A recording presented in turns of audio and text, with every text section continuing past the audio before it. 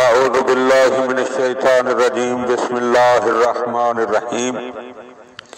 مولا کائنات حضرت امیر المومنین علی ابن ابی طالب علیہ السلام کے مجموعہ کلام نہج البلاغہ کے تیسرے باب کا 477 نمبر فرمان۔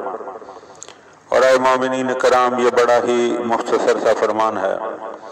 وقال علیہ السلام، آپ علیہ السلام نے ارشاد فرمایا، اشد الذنوب مستخفا بہی صاحبہ، کہ سب سے بھاری گناہ وہ ہے، سب سے بڑا گناہ وہ ہے کہ جسے مرتکب ہونے والا سبک سمجھے، ہلکا سمجھے۔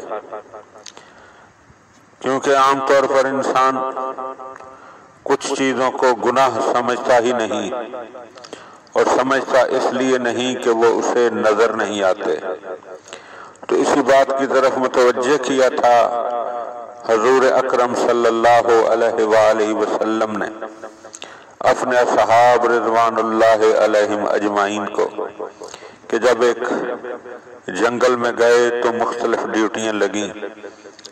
کسی نے کہا میں جانور کو ذبح کروں گا، کسی نے کہا میں آٹا گوندوں گا تاکہ کھانا تیار ہو سکے۔ تو سرکار نے فرمایا ہم لکڑیاں اکٹھی کریں گے، لیکن کہیں بھی دور و نزدیک لکڑی نظر نہیں آ رہی تھی۔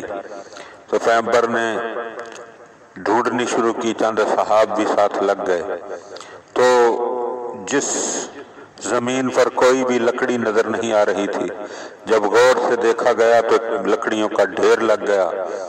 تو وہاں پر ارشاد عالی مرتبت ہوا کہ جس طرح یہ لکڑیاں نظر نہیں آ رہی تھیں، اور جب غور کیا گیا تو بہت ساری جمع ہو گئیں، اسی طرح انسان کی زندگی میں بہت سے گناہ ہوتے ہیں کہ جنہیں انسان ہلکا سمجھتا ہے، گناہ سمجھتا ہی نہیں ہے۔ لیکن اگر غور کیا جائے تو گناہوں کا بھی جس طرح لکڑیوں کا ڈھیر لگ گیا، گناہوں کا بھی ڈھیر لگ جاتا ہے۔ لہذا انسان کو چاہیے کہ ہمیشہ استغفار کی حالت میں رہے، توبہ کرتا رہے، کیونکہ بہت سارے گناہ ایسے ہوتے ہیں کہ جنہیں انسان گناہ نہیں سمجھتا اور ہلکا سمجھتا ہے۔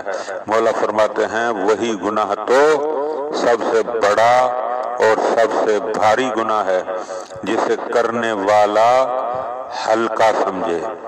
دعا ہے کہ خداوند عالم ہم سب کو گناہوں سے بچنے کی اور مولا کے فرامین پر عمل کرنے کی توفیق عطا فرمائے۔